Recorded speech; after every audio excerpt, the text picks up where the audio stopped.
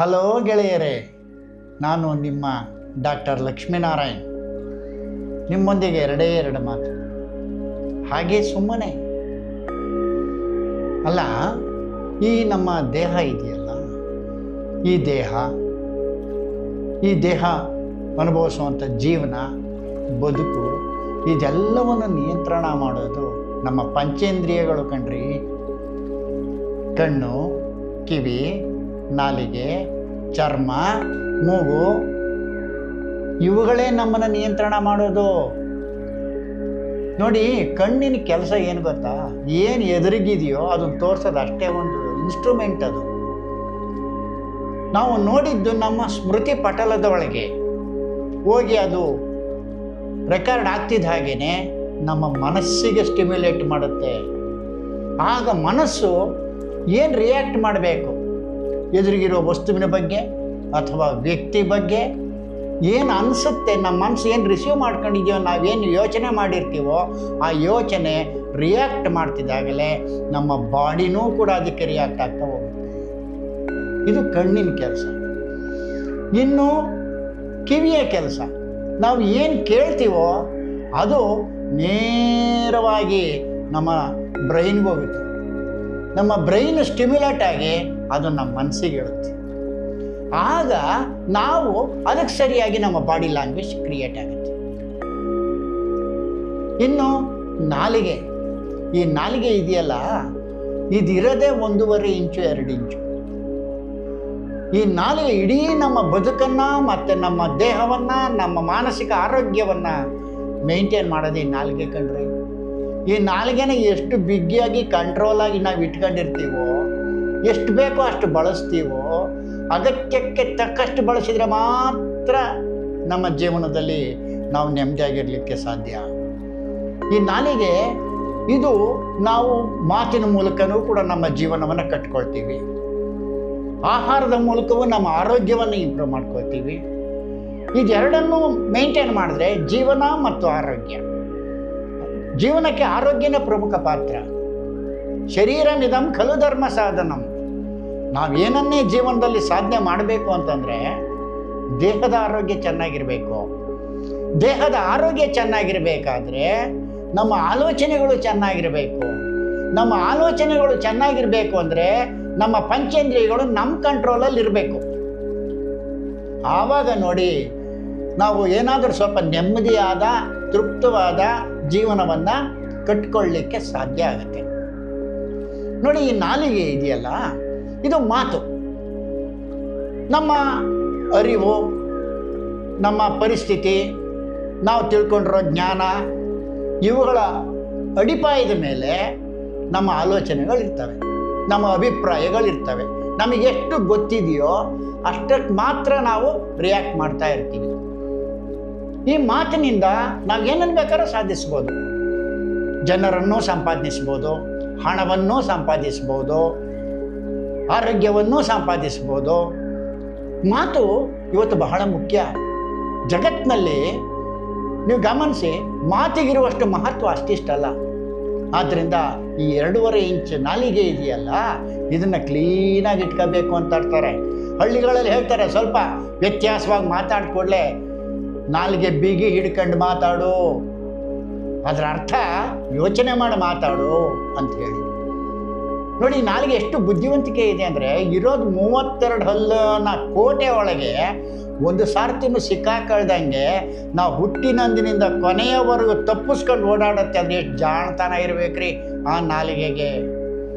ಅಷ್ಟು ಜಾಣತರ ಇರುವಂಥ ನಾಲಿಗೆನ ನಾವು ಕಂಟ್ರೋಲ್ ಮಾಡಬೇಕು ಅನ್ನೋದು ನಮ್ಮ ಆತ್ಮಸ್ಥೈರ್ಯ, ಅದು ನಮ್ಮ ತಿಳುವಳಿಕೆ. ಅದು ನಾನು ಮಾತಾಡೋದ್ರಿಂದ ಯಾರಿಗೆ ಬೇಸರವಾಗ್ತದೆ, ಯಾರಿಗೆ ಸಂಕಟವಾಗ್ತದೆ, ಯಾರಿಗೆ ನೋವಾಗ್ತದೆ ಅನ್ನೋದನ್ನ ಅರ್ಥ ಮಾಡ್ಕೋಬೇಕು. ಹಾಗೇನೆ ನಾವು ನಮ್ಮ ಮಾತು ಯಾರ ಜೀವನಕ್ಕೆ ದಾರಿ ಆಗ್ತದೆ, ಯಾರ ಬದುಕಿಗೆ ಆಶ್ರಯ ಆಗ್ತದೆ, ಯಾರ ಕಣ್ಣೀರನ್ನು ಒರೆಸ್ತದೆ, ಯಾರಿಗೆ ಸಮಾಧಾನ ಮಾಡುತ್ತೆ, ಸಂತೈಸುತ್ತೆ ಅನ್ನೋದನ್ನು ಕೂಡ ವಿವೇಚನೆಯಿಂದ ಯೋಚನೆ ಮಾಡಿ ಮಾತಾಡಿದಾಗ ಈ ನಾಲಿಗೆಗೆ ಬಹಳಷ್ಟು ಬೆಲೆ ಬರುತ್ತೆ ಕಣ್ರಿ. ಆವಾಗ ನಾವು ಸಮಾಜದಲ್ಲಿ ನಾವು ಬದುಕಬೇಕು ಅಂತಂದರೆ ನಮ್ಮ ನಾಲಿಗೆಯನ್ನು ಅಗತ್ಯಕ್ಕೆ ತಕ್ಕಷ್ಟು ಪರಿಸ್ಥಿತಿಗೆ ತಕ್ಕಷ್ಟು ಸಂದರ್ಭಕ್ಕೆ ಹೊಂದಾಣಿಕೆಯಾಗುವ ಹಾಗೆ ನಾವು ಮಾತಾಡಬೇಕು. ನಿಜ ಸತ್ಯ ಮಾತಾಡಬೇಕು. ಎಲ್ಲ ಕಡೆನೂ ಸತ್ಯ ಮಾತಾಡೋಕೆ ಆಗಲ್ಲ ಕಣ್ರಿ. ಕೆಲವೊಮ್ಮೆ ಸತ್ಯವನ್ನು ಮುಚ್ಚಿಟ್ಟು ಮಾತಾಡಬೇಕಾಗ್ತದೆ. ಆದರೆ ಇವತ್ತೇನಾಗ್ಬಿಟ್ಟಿದೆ, ಈ ಸಮಾಜದಲ್ಲಿ ಪ್ರಾಮಾಣಿಕವಾದ ಮಾತು, ಸತ್ಯವಾದ ಮಾತು ಆಡಿದ್ರೆ ಅವನು ಕೆಟ್ಟವನು ಅನ್ನೋ ಭಾವನೆ ಬರ್ತಾ ಇದೆ. ಆದರೆ ಜನರನ್ನ ನಂಬಿಸೋದಿಕ್ಕೆ ಈಗ ಮಾತಿನಲ್ಲಿ ನಾಟಕ, ಗಿಮಿಕ್ಕು, ಸ್ಟಂಟು, ಡ್ರಾಮಾ ಏನೆಲ್ಲ ಮಾಡ್ತಾ ಇರ್ತೀವಿ.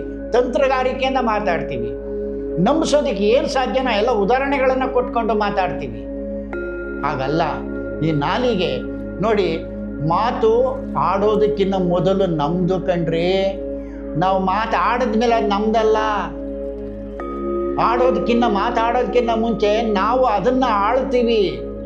ಆದರೆ ಆಡಿದ್ಮೇಲೆ ಅದೇ ಮಾತು ನಮ್ಮನ್ನು ಆಳುತ್ತೆ. ಈ ಸತ್ಯನ ಅರ್ಥ ಮಾಡ್ಕೋಬೇಕು. ಯಾವಾಗಲೂ ನಾವು ಮಾತಾಡೋದಾದ್ರೆ ಬಾಯಿಗೆ ಬಂದದ್ದನ್ನೆಲ್ಲ ವಿವೇಚನೆ ಇಲ್ಲದೆ ಮಾತಾಡಿದ್ರೆ ಸಂಕಷ್ಟಕ್ಕೆ ಸಿಕ್ಕಾಕೊಳ್ಳೋರೆ ನಾವು. ಈ ನಾಲಿಗೆ ಇದೆಯಲ್ಲ, ಇದು ಬರೀ ಮಾತು ಒಂದೇ ಅಲ್ಲ ರೀ. ಇದು ನಮ್ಮನ್ನು ಎತ್ತರಕ್ಕೂ ಕೊಂಡೊಯ್ಯಬಹುದು, ಪಾತಾಳಕ್ಕೂ ತುಳಿಯಬಹುದು. ಎಷ್ಟೋ ಬಾರಿ ನಾವಾಡುವ ಮಾತುಗಳೇ ನಮ್ಮ ನಾಲಿಗೆಯೇ ನಮಗೆ ಉರುಳಾಗಿ ನಮ್ಮನ್ನು ಮುಗಿಸ್ಬಿಡ್ಬಹುದು. ಆದರೆ ಅದು ಇವತ್ತಿನ ದಿನ ಏನಾಗಿದೆ, ಮಾತಿನ ಮೂಲಕ ನಂಬಿಸುವ ಪ್ರಯತ್ನಗಳು ಜಾಸ್ತಿ ಆಗಿದೆ. ತಂತ್ರಗಾರಿಕೆಯ ಮಾತುಗಳು ಜಾಸ್ತಿ ಆಗಿದೆ. ಪ್ರಾಮಾಣಿಕರಂತೆ ಸೋಗಿನ ಮಾತುಗಳು ಜಾಸ್ತಿ ಆಗಿದ್ದಾವೆ. ಹಾಗಾಗಿ ಯಾರೇ ಮಾತಾಡಿದ್ರು ಈಗ ಸ್ವಲ್ಪ ಅನುಮಾನದಿಂದ ನೋಡುವಂಥ ಪರಿಸ್ಥಿತಿಗಳು ಇವತ್ತು ಜಾಸ್ತಿ ಆಗೋಗಿದ್ದಾವೆ ಕಣ್ರಿ. ಆದರೆ ಒಂದು ಅರ್ಥ ಮಾಡ್ಕೋಬೇಕು, ನಾಲಿಗೆ ಮಾತಿಗಾಗಿ ಇದೆ. ಆದರೆ ನಾಲಿಗೆಯನ್ನು ಉದ್ದ ಮಾಡಬಾರ್ದು. ನಾವು ಪದಗಳಿಗೆ ಅರ್ಥ ಇದೆ, ನಾವಾಡುವ ಮಾತಿಗೆ ಅರ್ಥ ಇರಬೇಕು. ಬಸವಣ್ಣವ್ರು ಏನು ಹೇಳಿದ್ದಾರೆ, ನುಡಿದರೆ ಮುತ್ತಿನ ಹಾರದಂತಿರ್ಬೇಕ್ರಿ. ಒಂದೊಂದು ಮುತ್ತನ್ನು ಪೋಣಿಸ್ದಂಗಿರ್ಬೇಕು ನಮ್ಮ ಮಾತು. ನುಡಿದರೆ ಮಾಣಿಕ್ಯದ ದೀಪ್ತಿ ಅಂತಿರಬೇಕು. ಮಾಣಿಕ್ಯದ ಕೆಲಸ ಏನು? ತನಗೆ ತಾನೇ ಹೊಳಪನ್ನು ಕೊಡೋದು. ಅಂದರೆ ನಮ್ಮ ಮಾತು ಇನ್ನೊಬ್ಬರ ಕತ್ತಲ ಬದುಕಿಗೆ ಬೆಳಕಾಗಬೇಕು. ನುಡಿದರೆ ಸ್ಫಟಿಕದ ಶಲಾಕಿ ಅಂತಿರಬೇಕು. ಸ್ಫಟಿಕ ಏನು? ಟ್ರಾನ್ಸ್ಪರೆಂಟ್. ಆ ಮಾತಿನಲ್ಲಿ ನಿಷ್ಕಲ್ಮಶತೆ ಇರಬೇಕು. ನುಡಿದರೆ ಲಿಂಗವು ಮೆಚ್ಚಿ ಅಹುದಹುದು ಎನ್ನಬೇಕು. ಹೌದು, ಆ ಶಿವನು ಕೂಡ ಬೇಷ್ ಚೆನ್ನಾಗಿ ಮಾತಾಡಿದೆ ಕಣಯ್ಯ ಅಂಥೇಳಿ ಆ ಶಿವನು ಕೂಡ ಮೆಚ್ಕೊಂಡ್ಬಿಡ್ಬೇಕು. ಆ ಜನಾರ್ದನನು ಕೂಡ ಮೆಚ್ಕೊಂಡ್ಬಿಡ್ಬೇಕು. ಇದು ಇಂತಹ ಮಾತುಗಳೇನಾಗುತ್ತೆ, ನಮ್ಮ ವ್ಯಕ್ತಿತ್ವವನ್ನು ಹೆಚ್ಚಿಸುತ್ತೆ, ನಮ್ಮ ಗೌರವವನ್ನು ಹೆಚ್ಚಿಸುತ್ತೆ. ನಮಗೆ ನಮ್ಮ ಮಾತಿಗೆ ಒಂದು ತೂಕ ಬರ್ತದೆ, ಮಾತಿಗೆ ಬೆಲೆ ಬರ್ತದೆ. ಇದಕ್ಕೆ ನಾವು ಆವಾಗ ಜನ ಏನು ಮಾಡ್ತಾರೆ, ಎಲ್ಲರೂ ನಮ್ಮನ್ನು ಪ್ರೀತಿಸ್ತಾರೆ, ನಮ್ಮ ಮಾತನ್ನು ಪ್ರೀತಿಸ್ತಾರೆ, ನಮ್ಮ ಗೌರವಕ್ಕೆ ಕಾರಣರಾಗ್ತಾರೆ. ನಾವೆಲ್ಲ ಹೋರಾಟ ಮಾಡ್ತಾ ಇರೋದು ಅದೊಂದಕ್ಕೆ ಕಣ್ರಿ. ಆದ್ದರಿಂದ ನಾವು ಈ ಸಮಾಜದಲ್ಲಿ ಗೌರವದಿಂದ, ನೆಮ್ಮದಿಯಿಂದ, ಎಲ್ಲರ ಸಂಸರ್ಗದಲ್ಲಿ ಸಂತೋಷದಿಂದ ಬದುಕಬೇಕು ಅಂತಂದರೆ ನಮ್ಮ ಮಾತು ಮತ್ತು ನಮ್ಮ ನಡೆ ಎರಡೂ ಒಂದಾಗಿರಬೇಕು. ನುಡಿದಂತೆ ನಡೆದರೆ ಮಾತ್ರ ನಮಗೆ ಸಮಾಜದಲ್ಲಿ ಬೆಲೆ. ಒಂದು ನಾಲಿಗೆ, ಈ ಕಾರಣದಿಂದ ನಾಲಿಗೆ ಪ್ರಮುಖ ಪಾತ್ರ ವಹಿಸುತ್ತೆ ನಮ್ಮ ಜೀವನದಲ್ಲಿ. ಇನ್ನು ನಾಲಿಗೆಯೇ ಇನ್ನೊಂದು ವೈಯಕ್ತಿಕವಾಗಿ ನಮಗೇನೆ. ಈ ನಾಲಿಗೆಯಲ್ಲಿ ಇನ್ನೊಂದಿದೆ, ಇದು ಆಹಾರದ ದೇಹಕ್ಕೆ ಆಹಾರ ಈ ದೇಹದ ಹೆಬ್ಬಾಗಿಲೇ ಮೇಯ್ನ್ ಡೋರೇ ಬಾಯಿ ಕಣ್ರಿ. ಆ ಬಾಯಿಯೊಳಗೆ ಇದೆ ಕಣ್ರಿ ನಾಲಿಗೆ. ಆ ಬಾಯಿನಲ್ಲೇ ಇದೆ ಕಣ್ರಿ ಹಲ್ಲುಗಳು. ನಾವು ಏನು ಆಹಾರ ತಗೋತೀವೋ ಅದನ್ನು ರುಚಿಸೋದೇ ನಾಲಿಗೆ. ನಮ್ಮ ನಾಲಿಗೆ ಆ ರಸಗ್ರಂಥಿಗಳಿದಾವಲ್ಲ, ಆ ರಸಗ್ರಂಥಿಗಳು ನಮ್ಮ ದೇಹಕ್ಕೆ ಆರೋಗ್ಯಕರ. ರಸಗ್ರಂಥಿಗಳು ಉತ್ಪಾದನೆ ಆಗಬೇಕು. ಆ ರಸಗ್ರಂಥಿಗಳು ಉತ್ಪಾದನೆ ಆಗಬೇಕು ಅಂದ್ರೇನು, ನಾವು ಆಹಾರ ತೆಗೆದುಕೊಳ್ಳುವ ಮುಂಚೆನೆ ತಟ್ಟೆ ಮುಂದೆ ಏನಿರುತ್ತೋ ಅದನ್ನು ನೋಡೋದು ಕಣ್ಣು. ಕಣ್ಣು ನೋಡ್ತಿದ್ದಂಗ್ಲೇ ಸ್ಮೃತಿ ಪಟಲಕ್ಕೆ ಹೇಳುತ್ತೆ, ಸ್ಮೃತಿ ಪಟಲ ಮನಸ್ಸಿಗೆ ಹೇಳುತ್ತೆ, ಮನಸ್ಸಿಗೆ ಆನಂದ ಆಗುತ್ತೆ, ನಾಲ್ಗೆನಲ್ಲಿ ನೀರು ಬರೋಕ್ಕೆ ಶುರು ಆಗುತ್ತೆ. ಅಂದರೆ ನಾವು ಆಹಾರ ತೆಗೆದುಕೊಳ್ಳುವಾಗ ಅದನ್ನು ಕಣ್ಣಿನಿಂದ ಚೆನ್ನಾಗಿ ನೋಡಬೇಕು. ಆ ಆಹಾರ ಹಬೆ ಆಡ್ತಾ ಇದ್ದರೆ, ಅದರ ಪರಿಮಳ ಬೀರ್ತಾ ಇದ್ದರೆ, ಅದನ್ನು ನಮ್ಮ ಮೂಗಿನ ಘ್ರಾಣನರ ಅದನ್ನು ಸ್ವೀಕರಿಸುತ್ತೆ. ಸ್ವೀಕರಿಸಿದ ತಕ್ಷಣ ಇನ್ನೂ ಮನಸ್ಸಿಗೆ ಉಲ್ಲಾಸ, ಉತ್ಸಾಹ ಆಗುತ್ತೆ. ಆಮೇಲೆ ಅದನ್ನು ಕೈಯಿಂದ ಮುಟ್ಟಿ ಮಾಡಿದಾಗ, ತೆಗೆದುಕೊಂಡು ಆಹಾರ ಸೇವಿಸಿದಾಗ ಚರ್ಮ ಆನಂದ ಪಡುತ್ತೆ. ಹೀಗೆ ಇವೆಲ್ಲವೂ ಮುಪ್ಪುರಿಗೊಂಡು ನಾವು ಆಹಾರವನ್ನು ಸೇವಿಸಿದರೆ ಅಂತಹ ಆಹಾರ ರಕ್ತಗತವಾಗತ್ತೆ, ದೇಹಕ್ಕೆ ಪುಷ್ಟಿಯನ್ನು ಕೊಡುತ್ತೆ, ಮನಸ್ಸಿಗೆ ಉಲ್ಲಾಸವನ್ನು ಕೊಡ್ತದೆ. ಊಟ ಆದ ಮೇಲೆ ಅನ್ನಮದ ಬರ್ತದೆ, ಜೀರ್ಣಕ್ರಿಯೆ ಸುಲಭವಾಗುತ್ತೆ, ಹೊಟ್ಟೆ ಹಗುರವಾಗುತ್ತೆ, ಭಾರ ಆಗೋದಿಲ್ಲ ಅದು. ಹೀಗೆ ನಾಲಿಗೆಯ ಕೆಲಸ ಬಹಳ ಪ್ರಮುಖವಾದದ್ದು. ಆದರೆ ಈ ನಾಲಿಗೆ ಬೇರೆ ಬೇರೆ ರುಚಿಗಳನ್ನು ಕೇಳಿಸುತ್ತೆ. ಇವತ್ತಿನ ದಿನ ಆಹಾರ ಪದಾರ್ಥಗಳಲ್ಲಿ ಬೇರೆ ಬೇರೆ ರುಚಿಗಳು ಬಂದಿರೋದ್ರಿಂದ ದೇಹಕ್ಕೆ ಬೇಡದೇ ಇರುವಂತಹ ರುಚಿಯನ್ನು ನಾವು ಸೇವಿಸೋ ಪ್ರಯತ್ನ ನಾವು ಮಾಡ್ತಾ ಇದ್ದೀವಿ. ಹಿಂಗೆ ಸೇರಿಸೋದ್ರಿಂದ ಏನಾಗುತ್ತೆ, ದೇಹಕ್ಕೆ ಅನಗತ್ಯವಾದದ್ದು ಸೇರ್ಕೊಂಡಾಗ ದೇಹದಲ್ಲಿ ಕೊಬ್ಬು ಜಾಸ್ತಿ ಆಗುತ್ತೆ. ಜಾಸ್ತಿ ಮಾತಾಡಿದ್ರೆ, ನಾಲಿಗೆ ಉದ್ದ ಮಾಡಿದರೆ ಏಟು ಬೀಳೋದು ಇದೇ ದೇಹಕ್ಕೆ ಕಣ್ರಿ. ಜಾಸ್ತಿ ನಾವು ಬೇಡದೇ ಇರೋದನ್ನೆಲ್ಲ ತುಂಬಿದ್ರೆ ಮತ್ತೆ ದೇಹ ಊದ್ಕೊಳ್ಳೋದು ಈ ನಾಲಿಗೆಯಿಂದನೇ ಕಣ್ರಿ. ಆದ್ರಿಂದ ನಾಲಿಗೆಯನ್ನ ನಮ್ಮ ಹದ್ದುಬಸ್ತಿನಲ್ಲಿ ಇಡಬೇಕು. ಆಗ ಮಾತ್ರ ನೋಡಿ ನಾವು ಎರಡೂ ರೀತಿಯಲ್ಲಿ ಆನಂದವಾಗಿರ್ತೀವಿ. ಆರೋಗ್ಯದಿಂದಲೂ ಆನಂದವಾಗಿರ್ತೀವಿ, ಸಮಾಜದಲ್ಲಿ ಗೌರವದಿಂದಲೂ ಆನಂದವಾಗಿರ್ತೀವಿ. ಇದಕ್ಕಿನ್ನ ಇನ್ನೇನ್ರಿ ಬೇಕು ಜೀವನ? ಈ ಪಂಚೇಂದ್ರಿಯಗಳಿಂದನೇ ಅಲ್ವೇನ್ರಿ ಇಷ್ಟೆಲ್ಲ ಆಗ್ತಾ ಇರೋದು. ನಮ್ಮ ಪಂಚೇಂದ್ರಿಯಗಳನ್ನು ನಮ್ಮ ಹದ್ದುಬಸ್ತನ್ನು ಇಟ್ಕೊಳ್ಳೋದಕ್ಕೆ ಕೆಲವು ತಿಳುವಳಿಕೆಗಳನ್ನು ನಾವು ಪಡ್ಕೋಬೇಕಾಗತ್ತೆ. ನಾಲಿಗೆ ನುಡಿದರೆ ಮುತ್ತಿನ ಹಾರದಂತಿರ್ಬೇಕಣ್ರಿ. ಹೌದು, ಯಾರಾದರೂ ಚೆನ್ನಾಗಿ ಮಾತಾಡ್ತಾ ಇದ್ದಾರೆ, ಇನ್ನೊಂದೆರಡು ನಿಮಿಷ ಮಾತಾಡಬೇಕು, ಅವ್ರ ಮಾತನ್ನು ಕೇಳಬೇಕು. ಅವ್ರ ಹತ್ರ ಹೋದರೆ 4 ವಿಚಾರ ಸಿಗ್ತವೆ. ಹೌದು, ನೀವು ವಿಚಾರಗಳನ್ನು, ಒಳ್ಳೊಳ್ಳೆ ವಿಚಾರಗಳನ್ನು ಕೇಳುವ ಪ್ರಯತ್ನಗಳನ್ನು ಇನ್ಮೇಲೆ ಮಾಡಿ. ಸ್ವಲ್ಪ ಓದುವ ಪ್ರಯತ್ನವನ್ನು ಮಾಡಿ. ಏನಾದರೂ ಸಿಕ್ಕರೆ ಓದಕ್ಕಾಗಲಿಲ್ವಾ, ಕೇಳಿ, ಒಳ್ಳೊಳ್ಳೆ ವಿಚಾರಗಳನ್ನು ಕೇಳಿ. ಭ್ರಮೆಗಳು ಬೇಕು, ಕಾಲಕ್ಕೆ ತಕ್ಕಂತೆ ನಾವು ಜೀವನವನ್ನು ಮಾಡ್ತೀವಿ. ಆದರೆ ಇವತ್ತಿನ ಆಧುನಿಕ ಕಾಲಕ್ಕೆ ಬೇಕಾಗಿರೋದನ್ನು ಒಂದು 25% ನಾವು ಉಪಯೋಗಿಸಿದ್ರೆ ಇನ್ನು 75% ನಮ್ಮ ಬಗ್ಗೆ, ನಮ್ಮ ಜೀವನದ ಬಗ್ಗೆ, ನಮ್ಮ ಜೀವದ ಬಗ್ಗೆ, ದೇಹದ ಬಗ್ಗೆ, ಆರೋಗ್ಯದ ಬಗ್ಗೆ, ಸುತ್ತಮುತ್ತಲವರನ್ನ ಪ್ರೀತಿಯ ಬಗ್ಗೆ ನಾವು ಯೋಚನೆ ಮಾಡಬೇಕು ಕಣ್ರಿ. ಹಾಗಾಗಿ ನಮ್ಮ ಈ ಪಂಚೇಂದ್ರಿಯಗಳು ಈ ದೇಹಕ್ಕೆ ಪ್ರಮುಖ ಪಾತ್ರ ವಹಿಸ್ತವೆ ಅನ್ನೋದು ಖಂಡಿತವಾದ ಸತ್ಯವಾದ ಮಾತು. ಈ ಪಂಚೇಂದ್ರಿಯಗಳಿಂದ ಅನುಕೂಲವನ್ನು ನಾವೇ ಮಾಡ್ಕೊಳ್ಳೋದು, ಅನಾನುಕೂಲವನ್ನು ನಾವೇ ಮಾಡ್ಕೊಳ್ಳೋದು. ಆದ್ದರಿಂದ ನಾವು ಹೆಚ್ಚು ಹೆಚ್ಚು ಉಪನ್ಯಾಸಗಳನ್ನು ಕೇಳಬೇಕು. ಆದಷ್ಟು ಮನಸ್ಸನ್ನು ನೆಮ್ಮದಿಯಾಗಿ ಇಟ್ಕೊಳ್ಬೇಕು. ಅದಕ್ಕೇನು ಆಸೆಗಳು ಕಡಿಮೆ ಆಗಬೇಕು. ಆಸೆಗಳು ದುರಾಸೆಗೆ ಬೀಳಬಾರದು. ಇನ್ನೊಬ್ಬರು ಚೆನ್ನಾಗಿದ್ದರೆ ಸಹನೆ ಇಟ್ಕೊಳ್ಬೇಕು. ತಾಳ್ಮೆ ಸಮಾಧಾನದ ಕಡೆಗೆ ನಮ್ಮ ಹೆಜ್ಜೆ ಹಾಕಬೇಕು. ಕಾಯಿಲೆ ಬರೋದಕ್ಕಿಂತ ಮುಂಚೆ ಇವೆಲ್ಲ ಮಾಡ್ಕೊಂಡ್ರೆ ಬಚಾವು. ಇಲ್ಲ ಅಂದರೆ ನಾನಾ ರೋಗಗಳು ಬಂದ ಮೇಲೆ ನಾವು ಪ್ರಯತ್ನ ಮಾಡ್ತೀವಿ ಅಂದರೆ ಇದ್ರ ಫಲ ಕೇವಲ ಸಿಗೋದೇ 25%. ಇನ್ನು 75% ಆ ಕಾಯಿಲೆಯಿಂದಲೇ ನರಳ್ತಾ ಇರ್ತೀವಿ. ನಾನು ಸಾಕಷ್ಟು ಗಮನಿಸ್ತೀನಿ, ಇದ್ದಕ್ಕಿದ್ದಂಗೆ ವಾಕಿಂಗು ಶುರು ಮಾಡ್ಬಿಡ್ತಾರೆ. ಯಾಕೆ ಅಂದರೆ ಸರ್ ಡಯಾಬಿಟಿಸ್ ಸ್ಟಾರ್ಟ್ ಆಗಿದೆ ಅಂದರೆ. ಕಾರಣ ಏನು?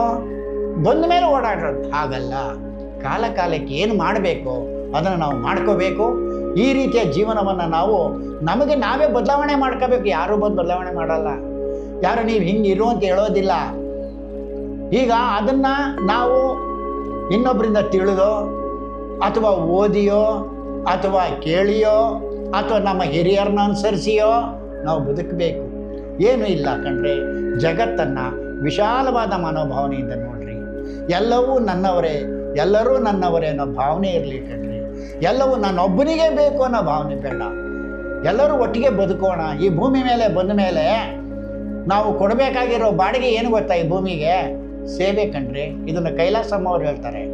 ಈ ಭೂಮಿಗೆ ಬಂದ ಮೇಲೆ ನಾವು ಅದಕ್ಕೆ ಕೊಡಬೇಕಾಗಿರೋ ಬಾಡಿಗೆ ಸೇವೆ ಅಂತ ಹೇಳ್ತಾರೆ. ಈ ದೇಹನ ನಾವು ಆದಷ್ಟು ಆರೋಗ್ಯಪೂರ್ಣವಾಗಿ ಇಟ್ಕೋಬೇಕು ಕಣ್ರಿ. ನೋಡಿ, ಒಂದು ಗಮನದಲ್ಲಿ ಇಟ್ಕೋಬೇಕು ನಾವು. ಈ ದೇಹನ ನಂದು ಅಂತೀವಿ, ಸುಳ್ಳು ಕಣ್ರಿ. ಅದು ಈ ದೇಹ ನಮ್ದಲ್ಲ. ಈ ದೇಹ ಪ್ರಕೃತಿದು. ನಾವು ಪ್ರಕೃತಿಯ ಒಂದು ಭಾಗ. ಪ್ರಕೃತಿ ನಮಗೆ ಗಾಳಿಯನ್ನು ಕೊಡ್ತದೆ. ಆ ಗಾಳಿ ನಾವು ಸೇವಿಸಿದ್ರೆ ನಾವಿರೋದಿಲ್ಲ ಕಣ್ರಿ. ನಂದು ಹೆಂಗ್ರಿ ಆಗುತ್ತದು? ಪ್ರಕೃತಿ ಶಾಖವನ್ನು ಕೊಡ್ತದೆ, ಸೂರ್ಯನಿಂದ ಶಾಖ ಸಿಗ್ತದೆ. ಆ ಸೂರ್ಯನ ಶಾಖ ಇಲ್ಲದೆ ನಾವು ಹೆಂಗ್ರಿ ಬದುಕ್ತೀವಿ? ಭೂಮಿಯ ಮಣ್ಣಿನ ಸತ್ವದಿಂದ ಬೆಳೆದಿರುವಂಥ ಆಹಾರ ಅದನ್ನು ನಾವು ಸೇವಿಸ್ತಿದ್ರೆ ಬದುಕಕ್ಕಾಗತ್ತೇನ್ರಿ? ನೀರನ್ನು ಕುಡಿದಿದ್ರೆ ಬದುಕಕ್ಕಾಗತ್ತೇನ್ರಿ? ಹಂಗಾದ್ರೆ ನಾವು ನಂದು ಎಲ್ರಿ ಬಂತು? ನಾವು ಪ್ರಕೃತಿಯನ್ನ ಒಂದು ಭಾಗವಾಗಿ, ನಾವು ಪ್ರಕೃತಿಯ ಒಂದು ಭಾಗ ಅಂತ ನಾವು ಅನ್ಕೋಬೇಕು. ಆ ಪ್ರಕೃತಿಯನ್ನು ಗೌರವಿಸಬೇಕು, ಪ್ರಕೃತಿಯನ್ನು ಪೂಜಿಸಬೇಕು. ಈ ಭೂಮಿ ಮೇಲೆ ಬಂದ ಮೇಲೆ ಪ್ರತಿಯೊಬ್ಬನಿಗೂ ಬದುಕೋ ಹಕ್ಕು ಇದೆ, ಜೀವನ ನಡೆಸೋ ಹಕ್ಕು ಇದೆ, ಸಂತೋಷ ಪಡೋ ಹಕ್ಕು ಇದೆ. ನಾನು ಹೇಗೆ ಸಂತೋಷ ಪಡ್ತೀನೋ ಹಾಗೆ ಎಲ್ಲರೂ ಸಂತೋಷ ಪಡಲಿ. ನಾವೆಲ್ಲರೂ ಒಟ್ಟಿಗೆ ಬದುಕೋಣ, ಒಂದಾಗಿ ಬದುಕೋಣ. ನಿನ್ನ ಪ್ರತಿಭೆ ಬೆಳಗಲಿ, ನಿನ್ನ ಪ್ರತಿಭೆ ನಾನು ಮೆಚ್ಕೊಳ್ತೀನಿ.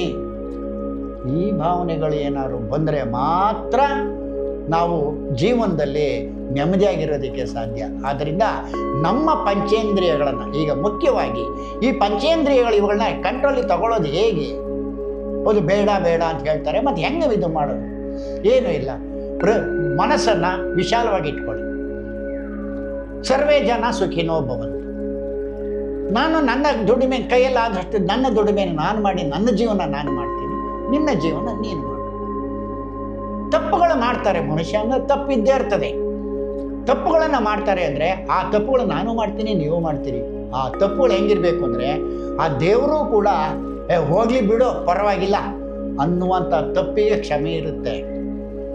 ಇನ್ನೊಬ್ಬರ ಅನ್ನ ಕಿತ್ಕೊಳ್ಳೋದು, ಇನ್ನೊಬ್ಬರಿಗೆ ದ್ರೋಹ ಮಾಡೋದು, ಇನ್ನೊಬ್ಬರ ಮನಸ್ಸಿಗೆ ನೋವು ಮಾಡೋದು, ದ್ವೇಷ ಸಾಧಿಸೋದು, ಅಸೂಯೆ ಮಾಡೋದು, ಒಬ್ರಿಗೊಬ್ರು ತಂದಿಡೋದು, ಚಾಡಿ ಹೇಳೋದು, ಇವುಗಳನ್ನೇನಾದ್ರು ಮಾಡಿದ್ರೆ ಅದ್ರ ರಿಫ್ಲೆಕ್ಷನ್ ನಮಗೂ ಆಗ್ಬಿಡುತ್ತೆ. ಪ್ರಕೃತಿ ಬಹಳ ಸೂಕ್ಷ್ಮವಾಗಿದೆ. ಕನ್ನಡಿ ಮುಂದೆ ನಿಂತ್ಕೊಂಡ್ರೆ ಯಾರ್ರೀ ಕಾಣೋದು? ನಾನೇ ಕಾಣೋದು ಅಲ್ವಾ?